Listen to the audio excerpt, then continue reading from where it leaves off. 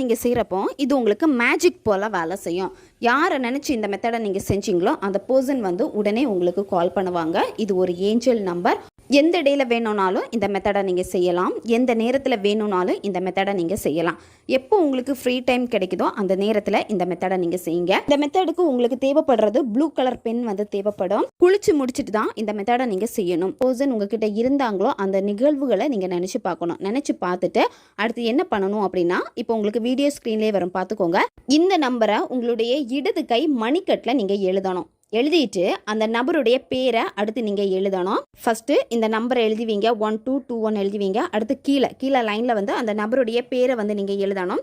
இப்போது நீங்கள் அந்த நபரை வந்து என்ன நேமில் வந்து உங்கள் மொபைலில் வந்து சேவ் பண்ணி வச்சுருக்கீங்களோ அந்த பேரே வந்து நீங்கள் எழுதலாம். என்ன பண்ணணும் அப்படின்னா, ஏதாச்சும் ஒரு பர்ஃப்யூம்னால் இப்போ நீங்கள் எழுதின அந்த நேம் அந்த நம்பருக்கு மேலே வந்து நல்லா ஸ்ப்ரே பண்ணிடுங்க. அப்படியே வலது கை கட்டை விரலை வந்து பார்த்தீங்கன்னா, இப்போ நீங்கள் பேர் நம்பர் எழுதியிருப்பீங்கல்ல அதில் வச்சுட்டு நல்லா அழுத்திட்டு இந்த நம்பரை வந்து நீங்கள் மனசார சொல்லணும். 21 வாட்டி சொல்லணும். 1221 1221 அப்படின்னு சொல்லிட்டு நீங்கள் சொல்லணும். சொல்கிறப்பவே விசுவலைசேஷன் பண்ணணும். அந்த பர்சன் உங்களுக்கு கால் பண்ணுறாங்க, உங்களுடைய மொபைல் டிஸ்பிளேயில் அவங்க பேர் வருது, அவங்களுக்காக ஒரு ரிங்டோன் நீங்கள் செட் பண்ணி வச்சுருப்பீங்க. அந்த ரிங்டோன்